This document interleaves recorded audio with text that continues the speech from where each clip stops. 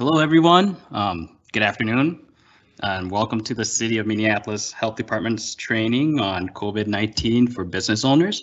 My name is Kevin Gupperset, and I would like to go ahead and introduce you to your two presenters today, Justo Garcia and Bill Cass, who are both City of Minneapolis health inspectors. Bill will be leading the presentation while Justo will be monitoring the question and answer chat box. And with that, I would virtually hand over the mic to Bill. Okay, thank you, everybody. I'm glad that we're able to do this today. Some difficulties on Monday, but I'm glad that we have you back. So to start with, obviously, this has been a tough year for everyone. And we want to recognize that it's been especially tough for those of you who are business owners. It's difficult to say how much of a struggle it's been for all of you. We're in this together, so the goal today is to try to make sure that we kind of have a shared understanding of what COVID is and how we've been approaching it, and really clarify any questions you might have as we go through. So I start off, this first slide is remember these days. So this is a time that we really want to get back to very soon. It's kind of encouraging that we have the vaccines coming out. We'll be talking a little bit about that at the end.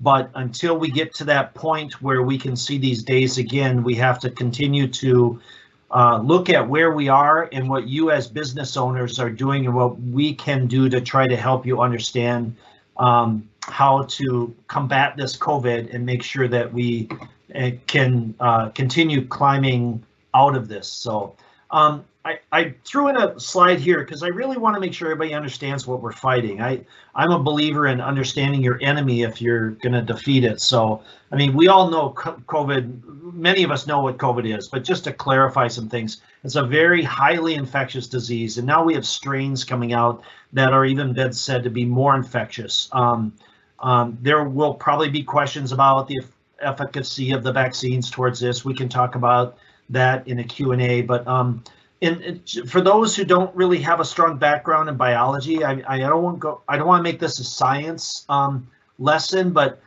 viruses don't really infect us. They infect cells. They infect our cells. They actually attack our cells, and they take over the cells and cause that cell to create more viruses. So because of that, it's very, very hard to defeat. It's unlike bacterial infections, and it takes a lot of science to figure out how it does that and how to create vaccines to combat that. And it's nothing new either. It's a coronavirus. COVID-19 is just one type of coronavirus, and there's been other types of coronaviruses that people don't realize are out there. SARS, severe acute respiratory syndrome, and MERS, Middle Eastern respiratory syndrome, are also coronaviruses. So this isn't anything that came out of nowhere. This is just another variant of a coronavirus, and they call it novel coronavirus because it's the newest one. So as we already know, it spreads through droplets. When somebody's infected, they cough, they sneeze, they talk, they touch surfaces where they might have respiratory droplets on their hands. And because of this, it's very easy to pick up. It's very small, so those droplets can be very, very tiny respiratory droplets that can carry these coronaviruses. Symptoms, this is really important because we're going to talk a little bit about the work that many of us in the health department are doing with just testing, contact tracing, and then many of you may have even gotten the coronavirus or COVID-19. Symptoms take some time to appear. It can take 2 to 14 days to show up, if the symptoms even show up. So there's a lot of times people can be asymptomatic, which doesn't mean that you're not infectious. You're not infectious, you just may not have the symptoms, but you can still spread it. So that's important to know as we talk about this a little bit. And this is getting a little closer to home now, because we have to think about the focus on this is because you have to be concerned about your employees. You don't want employees coming in with COVID-19, and you don't want your customers leaving with COVID-19. That's not the thing that you want to be serving with your food. So you need to be able to recognize many of these symptoms, and we'll talk about some of the things that you can do as a restaurant owner or a business to deal with your employees. So you need to recognize these symptoms. You really need to be aware. Do they have fevers, chills, cough, difficulty breathing? And this is one that we've really discovered is more common as we do contact tracing. A lot of people feel like they've developed arthritis, fatigues, body aches, headaches. This loss of taste or smell is very unique. It's for COVID-19. It's not something you're going to get from influenza, the flu. That's very unique as well. So sore throat, runny nose, congestion, and then at times you'll even get vomiting, diarrhea, nausea. So a lot of these, not all of these symptoms will show up, but you have to recognize that these could mean your employees or customers could have it. And as I've said before, some people who are infected may not even have any symptoms whatsoever. So it's important to also be aware of their comings and goings. If you have an employee who is positive, test positive, you have to realize that some of your other employees could be infected from that, even though they don't have symptoms. And this is critical as well. Anyone can get severe illness from COVID-19, especially older adults, but people of any age with underlying conditions can get severely ill as well. This does not mean that someone who's young in their 20s or 30s working in your restaurant will not encounter severe symptoms.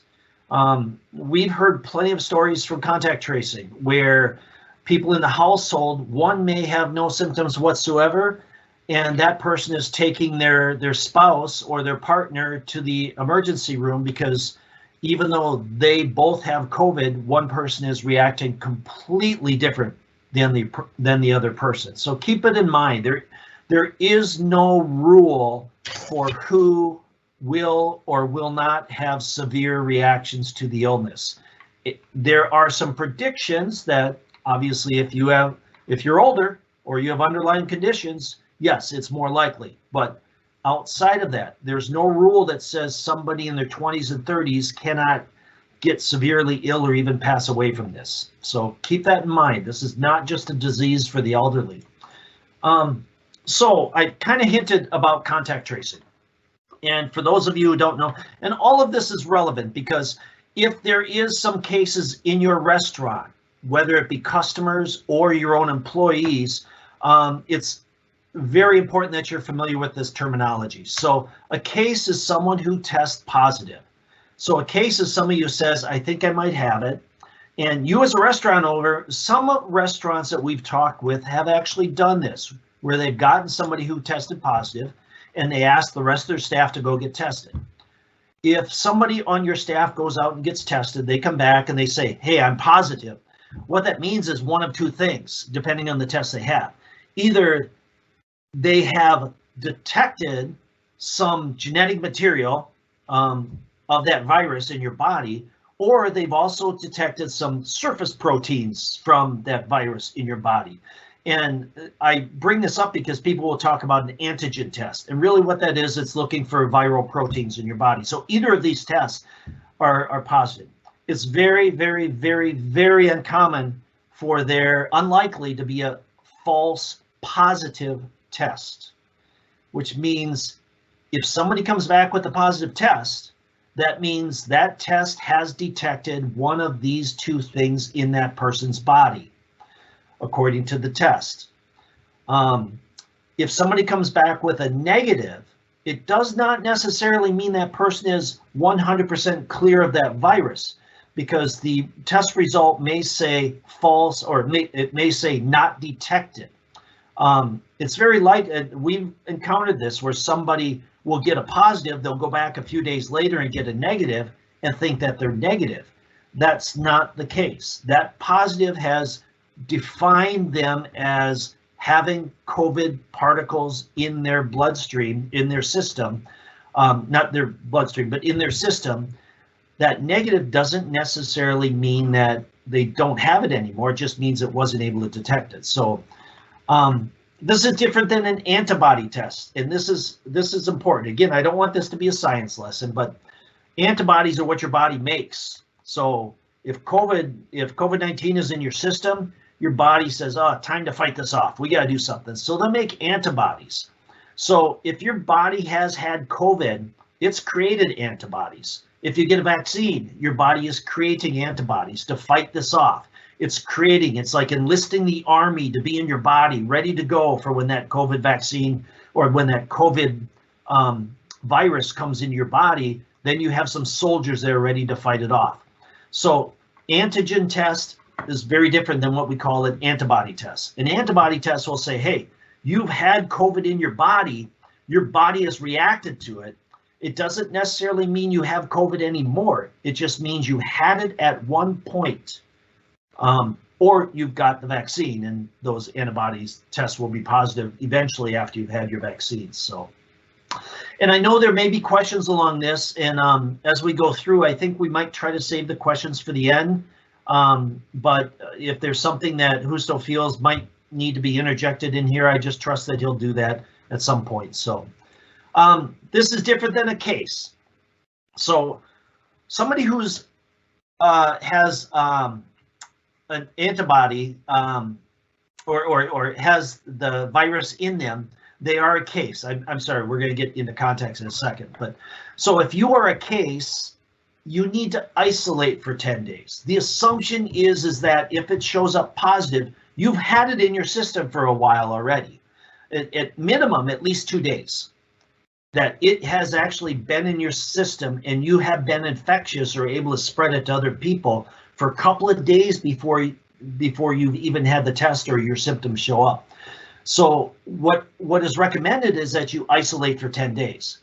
That means that you could be actively spreading this, shedding this in your respiratory droplets or touching your face and touching surfaces.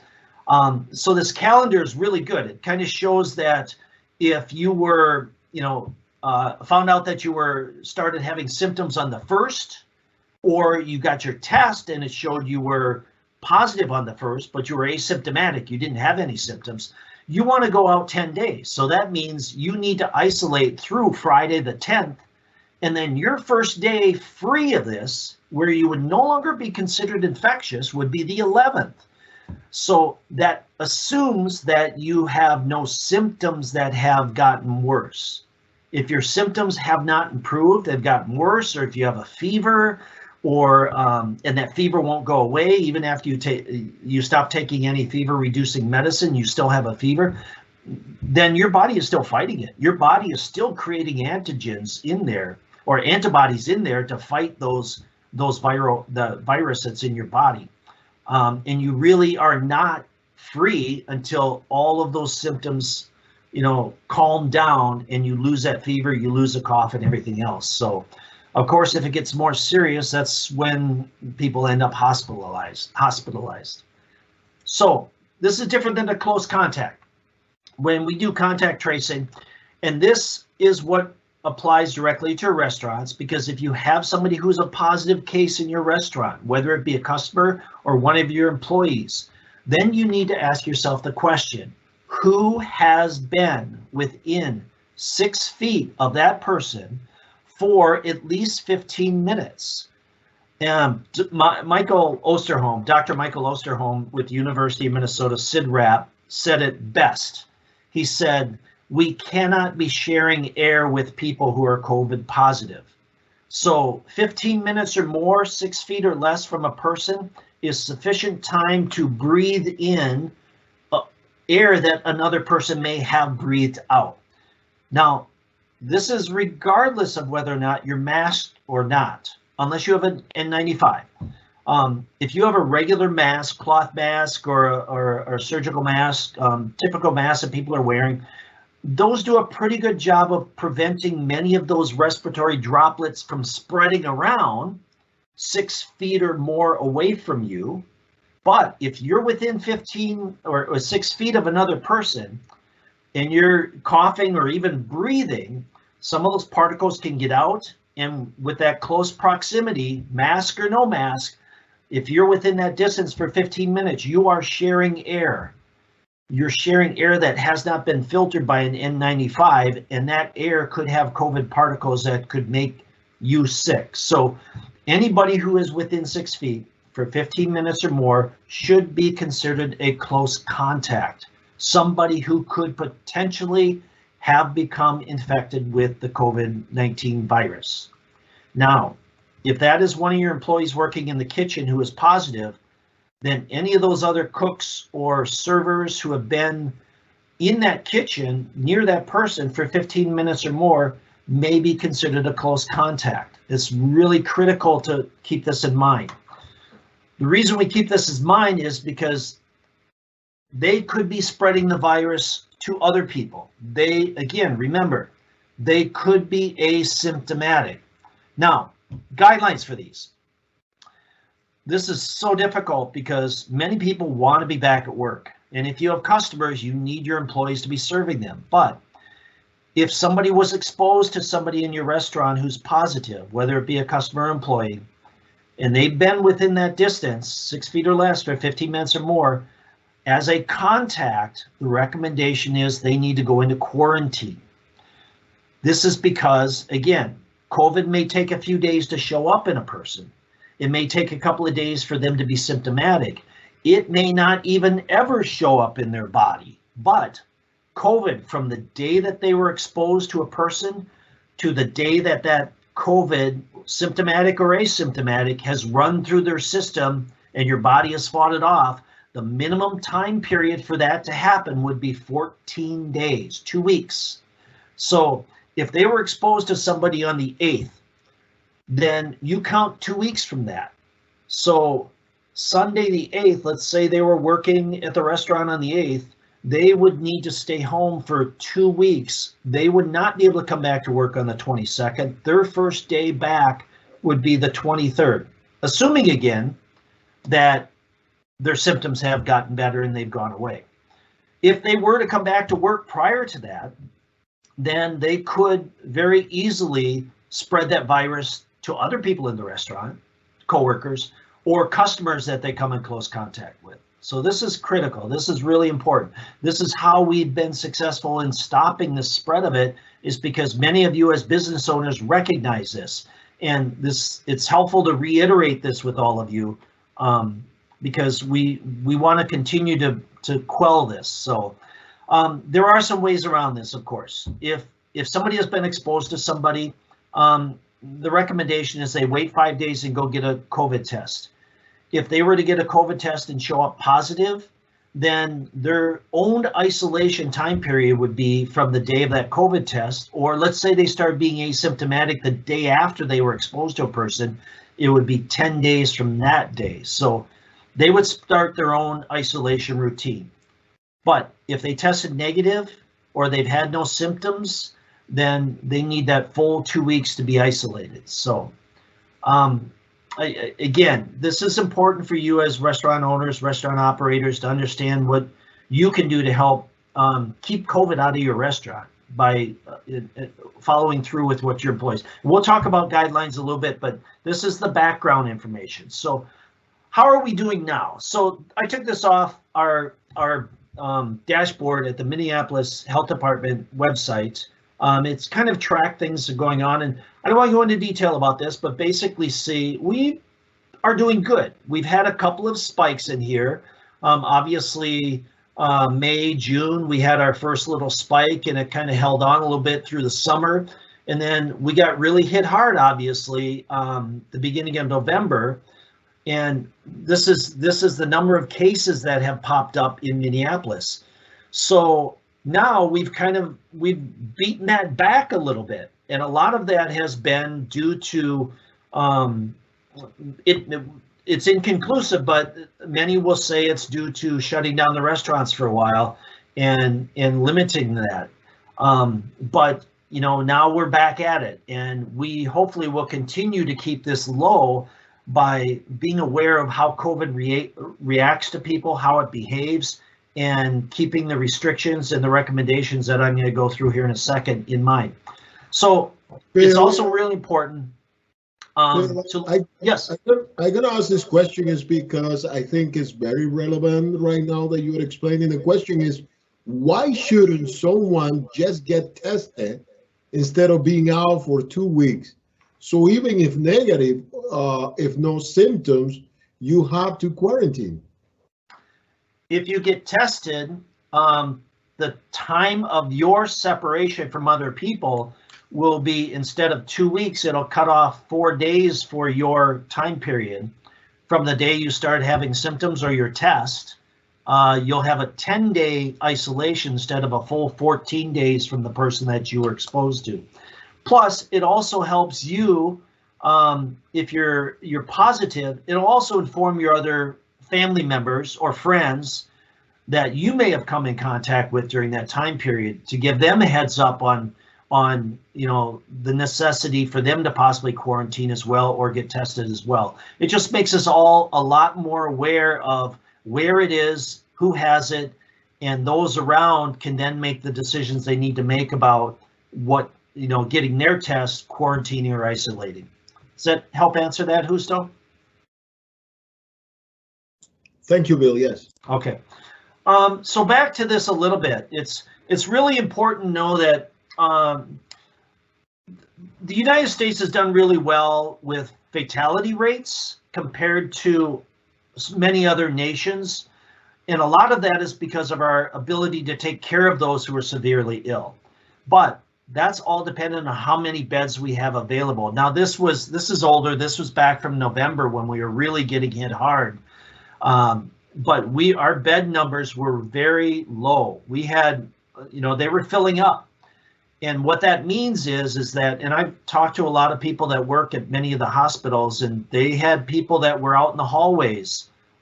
They'd bring in somebody from an auto accident, and they had no rooms to put them in. They would have to keep them in the hallway and then transfer them to another hospital that might have had an available spot. So many of the other countries that don't have the excellent healthcare that we have here have seen higher fatality rates from COVID because there's fewer beds for them available and less available critical care for people who end up with serious COVID symptoms. So, but we don't want to get to that situation. I think we were able to, we barely, we did it. We were getting close there of losing many beds. And, with that comes more fatalities, a higher fatality rate. So this is good. This is good news that we've come down. Now, why do we address our businesses? Why do we talk to, why does the governor insist on closing restaurants, versus everything else? Well, a lot of the research out there, a lot of the cases, a lot of the contact tracing has brought everything back to when people get together unmasked, COVID spreads. So in most of these settings, they've been social gatherings, weddings, funerals, and of course, restaurants and bars. Because even at a wedding or a funeral, many people may be masked at those occasions. But when you sit down at a restaurant and bar, you take off your mask, you're going to eat, you're going to drink, you're going to talk, you're going to laugh. And it's much easier to spread COVID in situations like that. So this is where we've seen most of the outbreaks. 71% of the outbreaks through June through November were all traced back to these large social gatherings, and many of them were restaurants and bars. We think the success of bringing COVID back down is limiting the number of people that are at restaurants, bars, weddings, funerals, and it has been a little bit successful. With that, the governor recognized that, and he issued this last executive order last month, about a month ago, basically saying, and I put this up because I like what he wrote in here, cautiously resuming certain activities. So this puts a lot of responsibilities on those of you who are reopening to be cautiously resuming your reopenings. Because what we don't want to happen, I know it's very difficult to be a business owner and to confront customers who may not be following the policies that are recommended by the state or about masking and social distancing. So but do the best you can, but cautiously resume certain activities. So I put this up with some websites, and I know presenting this, you can't just really click on it and go there, and you might want to jot these down, but basically the COVID-19 preparedness plans for restaurants and bars, you can kind of get to it a couple of different ways. And if you just remember Stay Safe Minnesota, if you just type that into Google search, or if you type coronavirus safe dining, MDH, Minnesota Department of Health, both of those links will take you to the set of guidelines that are basically an abbreviation or a better explanation of what the governor's guidances are. I'll leave that up for a second there, but I'm going to talk through what these are. Many of you are already aware of these. I noticed quite a few places, as we know, places still have decided not to reopen yet due to the cold weather and things like that, even though the governor has allowed reopenings. But so with that said, when you do, some of you have not chosen to reopen, but when you do decide, these are some of the things that the governor has asked for. Reservations, and much of this is not new. Reservations are still required. You want people to, you want to be able to make sure that you have a way to control your capacity, and reservations are one of those. There's no on-site dining allowed after 10 p.m. at night or before 4 a.m. in the morning. So basically it's saying nighttime hours where a lot of people are going to hang out, do a lot of drinking, gather together. They want to cut that out. So it's really confined more to dining and limit the hours. Takeout, delivery, other services off-site, that's fine. After your on-site dining is closed, you can still have takeout orders. You can still do delivery orders for people that are not within the restaurant. Now, capacity is the big one. So the critical thing here when we talk about, and this is why I kind of walked through the very beginning a little bit when we were talking about what is a contact. So a contact being somebody who is within 6 feet for 15 minutes or more. You could theoretically be sharing air containing COVID particles. So the first defense against this, even with people eating and drinking in your restaurant, is to try to keep them apart. So 6 feet apart, and to do that, if you are seating at 50% of your normal capacity with a max of 150, you're limiting how many people are in there. And hopefully with that, you are able to reorient your seating in order to have 6 foot social distance between your tables. There's a lot of questions that have come up about this throughout the whole year. It says between tables, you really want to make sure that if you can even go further, if you can go from the back of one person's head to the back of another person's head from 6 feet, that's even better. But 6 feet between tables will try to ensure that you're trying to get some distance where people are not sharing air with each other. Currently, we also, the guidelines have changed a little bit from where they were this summer. They were changed earlier in the fall to 6 to a table. It used to be 4 to a table, it's 6 to a table now. And there is currently, seating is allowed at the bar with two seating together at a bar. Now, where we are right now, this is the current regulations. That doesn't mean that the mayor or the governor may change this at any point. If we see that line that I showed you earlier start to climb back up or spike back up again, there may be some recommendations to address these. So some of the other things is your customers need to know they should remain in their seats. You can't wander back and forth, talk between tables. There's no point in having 6 people to a table if those tables are intermingling. That kind of defeats the whole purpose. When you get up, if they were to get up to go get some, to go to the restroom or anything else like that, the expectation is they should be masked while doing that. They should be masked unless they are eating or drinking. Again, to minimize the spread of those water droplets that may have COVID particles in them and disseminating throughout your whole restaurant. You want to minimize that as much as possible. Okay. Hopefully. Bill, yes. I want to make a clarification here about bar Please do. seating. Kevin just posted right there. It's not allowed currently in Minneapolis. I know it's part of the executive order of the mayor, but then there is the executive order or the ordinance through the Minneapolis mayor. So just want to throw that out. Repeat that one more time, Justo.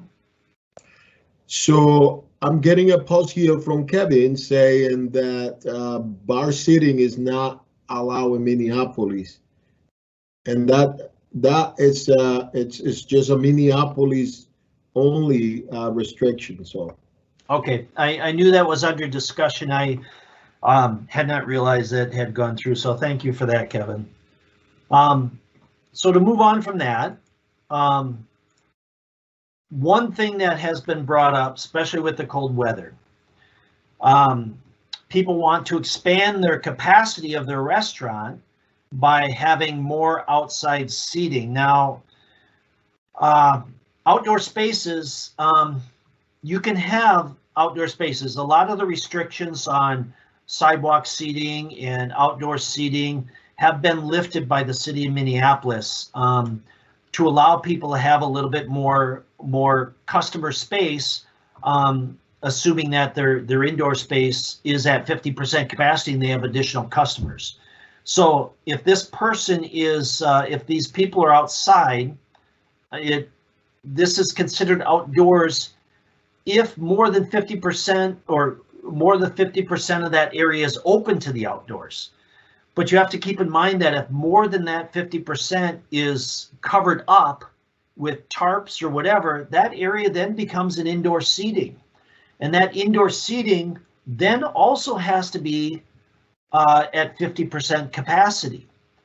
So you cannot just build another room onto your location and then pack people in there to add more customers to your business. So keep in mind that you know, the 50% rule applies to places with walls, and this is very similar to many of you who are business owners that were around when the smoking ordinance first came into effect many years ago.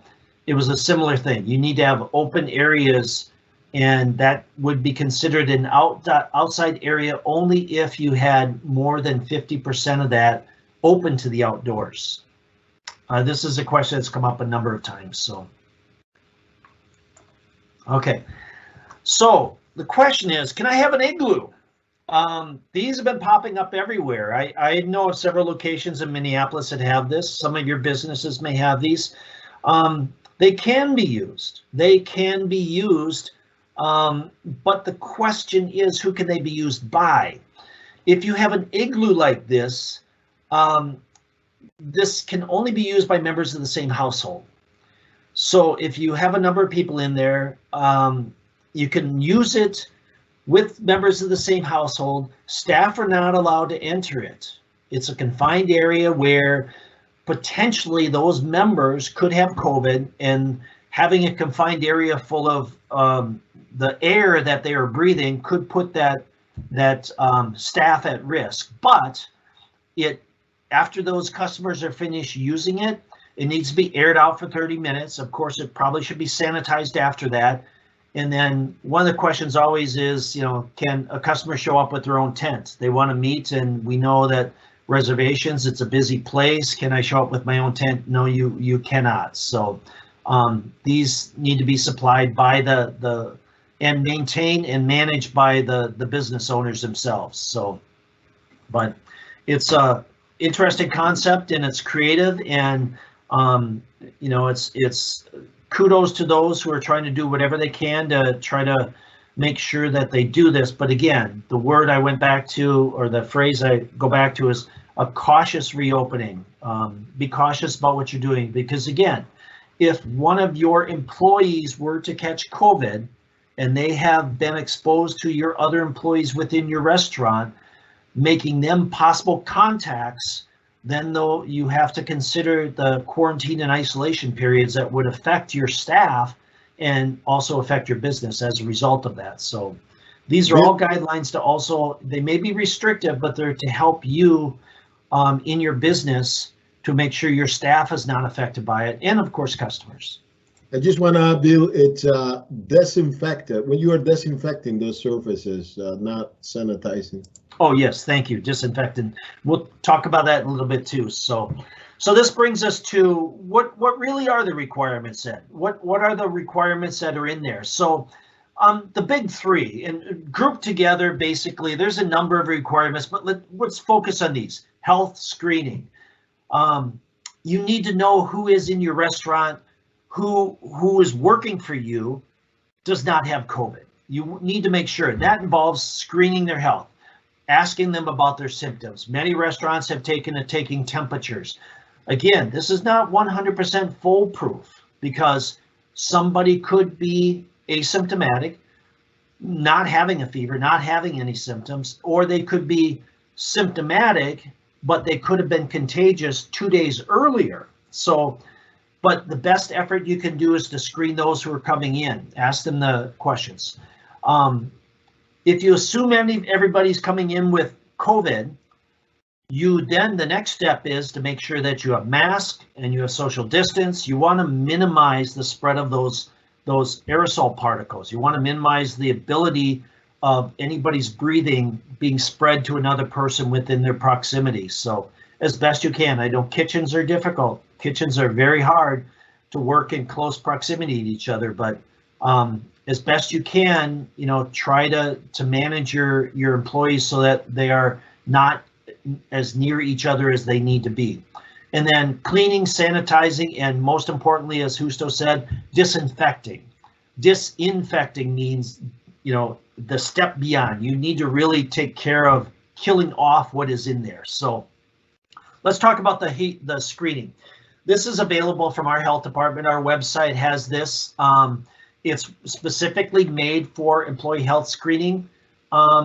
So this is something that's recommended to be done every day as part of an employee health, COVID plan.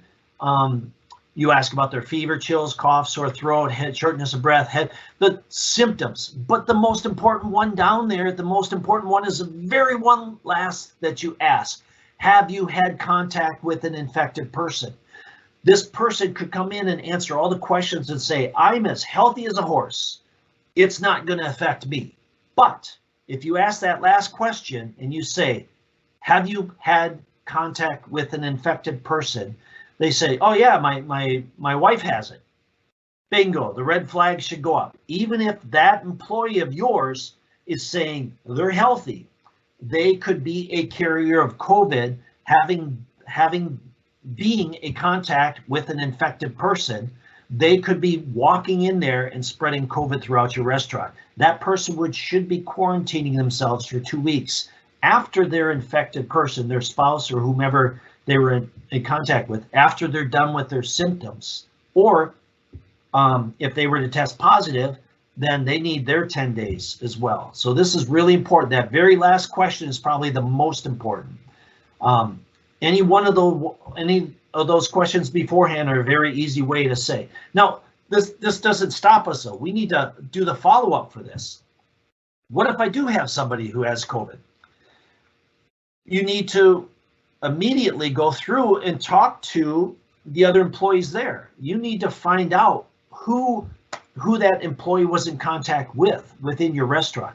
As part of contact tracing, we have people specifically designated for workplace follow-up. So when we identify the workplace of somebody who's a positive contact, we have people on our team that will call up those places, restaurants or other locations where they might work, and talk to them and say, so-and-so, I have one of your employees who tested positive. They've named these number of other people that they've been in close contact with, or they were unsure. We need your help in identifying those people that they're in close contact with. Then it's with your help, it's critical to identify who those exposed employees are. You need to identify them and ask them to quarantine, stay home. And then with that quarantine, it's really critical for you to track the number of days that they are staying home. You don't want somebody to say, oh, I need to come back to work, and they come back a week early still potentially carrying that COVID virus in their body and then infecting the rest of the employees in your store. So it's really critical to take this seriously because it is highly contagious, very easy to spread, even if that employee of yours is asymptomatic. And then, of course, when your employees come back, many employees think, okay, my 10 days are up or my 2 weeks are up. If they come back coughing, even though they quarantined for 2 weeks, that means they might have it.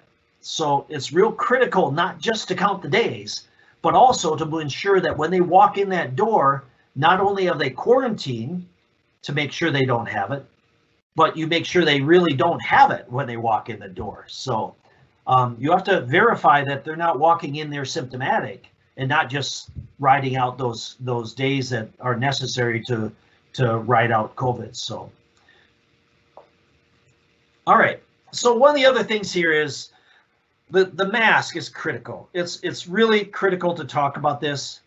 Ideally, if everyone could have an N95, that would be great, but we all can't have N95. So there's talk of double masking. Any mask being worn properly over your nose and mouth is critical. It prevents that breathing of yours. It prevents those respiratory droplets from spreading out any further than they need to. And with that, it decreases the likelihood, it doesn't eliminate, decreases the likelihood of that getting close enough to another person that they would inhale those respiratory droplets. It's not foolproof. This next slide I show kind of shows the size of this. Again, I don't want to get into the science of this, but this is pretty cool. That's a human hair, that's tiny. But if you look way down there, that little tiny red dot's the size of coronavirus, and they aren't naked. Coronaviruses aren't naked. They hang on to respiratory droplets. Most masks will prevent most of those respiratory droplets, and N95 does a really good job of not only preventing those respiratory droplets, but even further down a little bit. It won't prevent, naked coronaviruses from getting in your mask, but it'll prevent other particles carrying them from getting in your mask. A regular mask filters down to a certain point, but it's not necessarily good enough. That's why we look at that 6 feet distance and the minimum time that you're with somebody. This is a really good tool that Husto found. That pointed me to. So we talk about disinfectants. So there is, and I just popped this up. It's on the EPA website. And it's an excellent website. If you have or want to buy a certain disinfectant that you know is specifically tested against COVID-19, that you know will kill it off. There's a lot of products out there. Quaternary ammonium is really good, but this also takes into the fact, and I put this one specifically up about contact time, because if you wipe a surface down real quick and walk away, it may need some contact time to actually kill that off. So depending on the product you're using, you also need to take into account how long that product is on that surface. So I don't want to take a lot of time to go through all the disinfectants, but if look at the label on your container. Of course, that label is going to give you the most information. But if you want additional information about certain products, or you want to look for another product, go to this EPA website, EPA.gov, and then type in disinfectants, COVID-19 disinfectants. And this is a very nice interactive website that will help you locate and get the product that might be best for you for disinfecting surfaces. Again, if you have a little igloo and you got a family in there for 45 minutes, an hour, 2 hours, and you air it out for 30 minutes, it does not mean you're airing out the air. But what it doesn't necessarily means happening is that you aren't really eliminating what's on those surfaces. If you do a quick wipe with a chlorine rag, it may not kill what is going to infect other people that sit down there next. So it's very important to make sure you're using the right disinfectant. So this brings me a little bit to what we're talking about, some of the whys. We want to get control of this COVID-19 by having fewer and fewer people infected. Immunization is the best way to do this. there's a lot of talk of something called herd immunity, and that's kind of a misnomer. You can get herd immunity by having people immunized. You can also get herd immunity by having a lot of people get sick. The fact of it is that if somebody has COVID or if somebody's body has developed antibodies, either because they've gotten a vaccine or they've been sick, then their body is more able to fight off COVID and not allow it to spread to other people. So this graphic is really good. If nobody is immunized, this might have been the very beginning of it, or this might have been November. We don't have anybody immunized, but we have a lot of spreaders. And we might start off with 2 people here, and those 2 people could infect a whole lot of people, especially if we didn't have good contact tracing, good isolation, good quarantining, good mask distancing, all of those things that we're asking you as restaurant owners to do. If some people start to get immunized like we are now, this is where we might be in this middle one. We still can get a lot of people infected because those individuals are obviously not going to affect those who are immunized, but there's enough other individuals out there who don't have their shots or have not been sick with COVID that they will still get it because it is so contagious. Now, if we get a lot of people immunized, then those 2 people that might have it might get one other individual ill. And that's it. So the question is, how much does this take? There's a lot of debate about this. And generally, the WHO says about 65% of the population needs to be infected to achieve herd immunity with or without vaccines. So let's back that up. Let's not say infected. Let's say needs to have developed antibodies. So either naturally through being infected with COVID or with a vaccine so that their body artificially produces those antibodies to fight it off in the future. So without vaccines, if we didn't have vaccines for another year or 2, and we expect this to run its course, if we were to just let this run its course, the estimates are 2.3 million people would be hospitalized based on our current rate of hospitalization, which is about 1% of all people that get COVID are hospitalized. Bill, that also means, go ahead. I just want to have just a little time just to go through a couple questions here. I think they are very important based on what you have covered. Sure. The first one is, should Minneapolis decide, this have to do with disinfectants, should Minneapolis decide what is the best disinfectant to use? Why should Minneapolis not provide guidance here? Well, that question can probably be answered by either you or Justo. I'm not really, or Kevin. I think we could probably follow up on that. We could. I will tell you a couple reasons. The guidance is already there. If you go to that website, there is a list of disinfectants that have been approved or have been considered to be effective for COVID. The reason we wouldn't say like specifically one or the other, it's because we wouldn't want to necessarily feel like we are endorsing a particular. There is a whole list, and like I said, if they are part of that list, if you put that EPA number there and you find it and you say, you know, it will say in that link that Bill showed earlier that it is effective against COVID, and then and so you have more options. So imagine if there is only one, then also we have the issue of pricing too, knowing that you also have other disinfectants that can be cheaper and can do the job too. So you want to have more options. Bill, the second question I have, can you talk about mask versus shield? Say again, about what? Can you talk about mask versus shield? Okay, yeah, I can talk a little bit about that. The mask, the shield, basically, the shield is pretty effective at preventing droplets from directly hitting your face. That's, you know, I've many of us who work in the health department have retasked to working at vaccination sites, and and many of us have worked at testing sites. So when I've worked at testing sites this summer, this fall, we would be totally gowned up and face mask on, and the shield is a preliminary prevention. If somebody were to sneeze at us or cough in our face directly, obviously those particles are not going to be immediately inhaled by us. It's the first defense. It does not mean that you should not have a mask on as well, because again, those droplets, those smaller droplets being aerosolized, can be circulated around that mask, or around the shield, I mean, and still be inhaled, you know, with that mask itself. So a mask offers, of course, additional protection.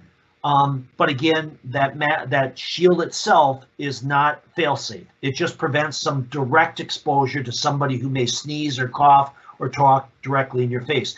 And it's critical for those who are working in healthcare, because they are working routinely in direct proximity to somebody. Where if somebody has a mask on and you're sharing air with somebody, that mask helps to prevent those particles from getting, or decrease the likelihood of those particles getting into your respiratory system. And Bill, this is the last question. I can help you also answer this one. Isn't true that for both vaccines, you can still get infected? Yes, yes. I had a contact tracing call just yesterday on that. We had somebody who took his first shot of his vaccine, and then he also tested positive for the COVID. So there is that difference. What happens when, and I'm kind of getting ahead of myself. Let me pause on that question, and I'll talk about that a little bit. I think I've kind of gotten in here. I'll talk about it with this right here. Let me finish this little bit here about well, let me answer that question. Your body, when you are injected with the vaccine virus, or the vaccine, not virus, you're injected with something called, and I don't want to get in a lot of detail, but it's called messenger RNA. It's an actual part of the virus that produces surface proteins for that virus. Your body is actually tricked into making them. And then when you make those, your body creates antibodies to fight against it. So somebody can still test positive for the viral particles that are found from the actual live virus. At the same time, your body is producing antigens to fight the vaccine, but also fighting the virus itself. So if you test positive, it means you actually do have the live virus in there. That test is a little bit different than looking for what the vaccine is actually putting in your body. It's two different things that are being detected for. Excellent, Bill. And yeah, that's the main reason why I still recommend that even after you get vaccinated, to wear your mask and then keep your distance from others, because that vaccine will protect you. We just don't know yet if it protect the other person, you know, right, to get the virus from you. You could very easily still have it and spread it. And the other question that they don't know for sure is, because this is so new, we've only really had a 1-year battle with this, and we have a lot less time than that with the vaccine. We don't know about the longevity of the vaccine and how long our body will maintain those antibodies to fight it off, or how long the antibodies that will exist in those who have had COVID will exist in their body to fight off new strains or the COVID again. So a couple more slides here. I think this is actually my last slide, so let me finish this last sentence and we can discuss that. This is critical. Vaccines, and I want to emphasize this enough, that everyone needs to get their vaccine. 65% needs to be vaccinated or have had COVID, because if we were not to have those vaccines, if we did not have the scientists working out there that have done the amazing job they have done to come up with these vaccines, we would need to see at least 1.3 million people die of this vaccine, or of this COVID-19, before we could approach any sense of herd immunity and that we would be on the path towards defeating this COVID-19. With that said, I think any other questions we might have, I can take. Okay, Bill, if you had COVID recently within 90 days, does this affect you or other if you don't wear the mask? The reason that you should wear the mask is that you could still breathing in COVID particles that may not affect you, but you could have COVID particles that could be spread to other people. If Justo, if you and I got together and you had COVID and I didn't because I got my vaccination, and you were laughing in my face and I picked it up and I walked out and I came home and I, went up to my daughter and started telling her stories, I could very easily spread some of those particles I picked up in your home. So it's critical to wear that mask even for that. Until we reach some sense of immunity, we can still be potential spreaders even though it's not affecting us personally.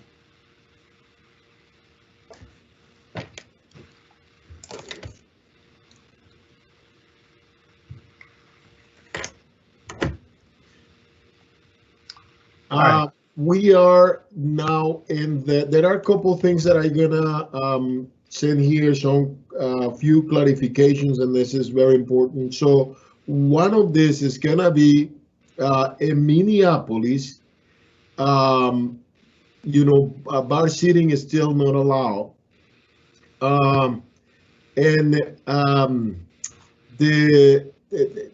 Bill, if you could please touch on this, is disinfecting and sanitizing, because I know that comes often.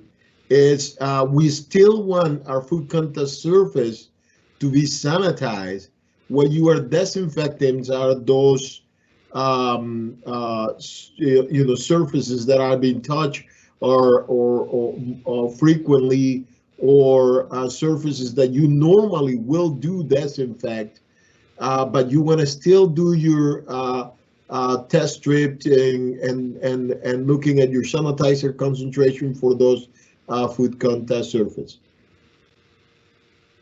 Anything you want to add right there, Bill? No, I think that's clear. It's I think if COVID has had any positive effect on the businesses that we have, is that I think a lot of our businesses are much more aware of how illnesses are passed and how important sanitizing and disinfecting is in your restaurants. And obviously we've had a lot of businesses that have not been open, but we have not had very many food outbreaks this year. The other point that I want to make is, Bill have been talking about the igloos and so on. Very important to know that fire code does not permit candles inside those igloos. Thank you. Igloos. So very important just to know that. There is one more question here, Bill, and he said, if employees are positive, do you contact customers?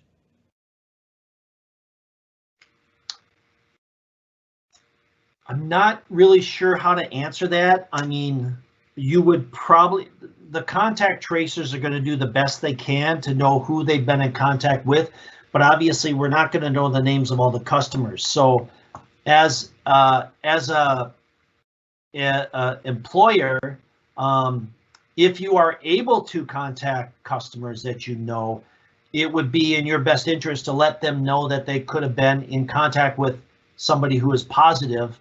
But oftentimes I'm sure that you're not aware of who your customers are unless they're regulars. Of course you want to do that because these customers could be coming back to your restaurant, possibly positive at that point, and continue to spread it. So anything you could do to help prevent the spread of this is in your best interest in the long run, especially if these customers have selected your restaurant to go to and maybe returning customers. Can we require the staff to wear masks instead of just face shield, even if they said they have a medical exception and cannot wear the mask? the medical exception is something that is something that is written in there. You can't really address that. You can't go beyond that. If they have a medical exception, they have legal rights to that medical exception. So from my understanding is you can't require anybody to go beyond a medical exception. I mean, that's the reason that it does exist.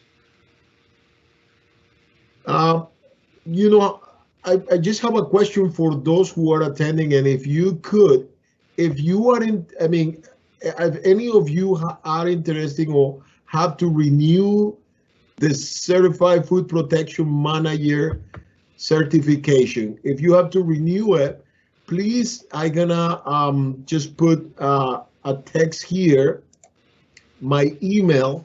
Yeah, I have my email up on the screen, Justo, so maybe I should clarify that a little bit for you. So this presentation, we're going to be able to give you 1.5 CEUs for this towards your food manager certification. But we also recognize that there are 4 CEUs that are required for renewal of your CFPM certificate. So Justo and I are going to be offering another 2.5-hour class in a few weeks on quite a bit more detail about GRPs, and you know, focus a little bit more on some of the things we touched on about sanitation, disinfection, and just some general GRPs that are in the restaurant that may relate to COVID, but also relate to general restaurant operation. So that extra 2 hours with the 1.5 hour CEU from this will fulfill those 4 hours and allow you to be able to get your CFPM renewed. So my email is in the box there. Just shoot me an email saying you would be interested in that class, and we will send you an invite once that date is decided upon. Bill, employee health screen log sample on website is not working. Show a page not found. Oh, the CFPM? No, the health screen that you put, the Minneapolis one. I think if they go to Minneapolis Food, they could find it there. Yes, yes. So if you want, you can just shoot me an email, and I will just forward you the screen form. Me or Bill, either one. Yeah, yep, either way. Hey everyone, I just want to have one more clarification about igloos and like kind of those enclosed outdoor spaces. Per fire code, candles are not allowed in igloo or similar structures. Just a clarification. Thanks, Kevin. And also, I know you touched on this, Bill. I just want to reiterate again, of course, and Justo, no seating at the bar counters in Minneapolis due to Regulation 17 by the mayor. And also, when you're having your tables set apart, make sure that is 6 feet, not from the table distance, but from when the customers are seated. So the customers will have to be seated so they're 6 feet apart, not just the table. Yeah. Bill, wouldn't the medical exemption be for attending essential places? Going to eat is not essential, correct? I don't have a lot of information on the medical exemptions. I have my suspicions, but I hesitate to say too much more about that. We can look into that a little bit, but I believe if somebody is coming in and they, prefer not to wear a mask or ask not to wear a mask because of medical exception, they have some legal rights to that. I don't know the specifics of how those legal rights play out in what scenarios, though.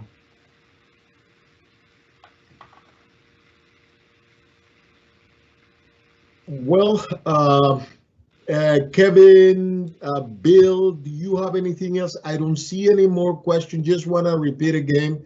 Please send us your email if you would like to attend the second part of this presentation, which is basically more focused in those operating, areas. reviewing those food safety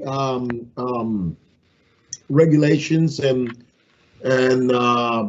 it's gonna be a 2.5 hours. So, and it's gonna be in a couple of weeks. We will send you. It's only by invitation, so we will send you those who send us the email that invitation to attend that presentation.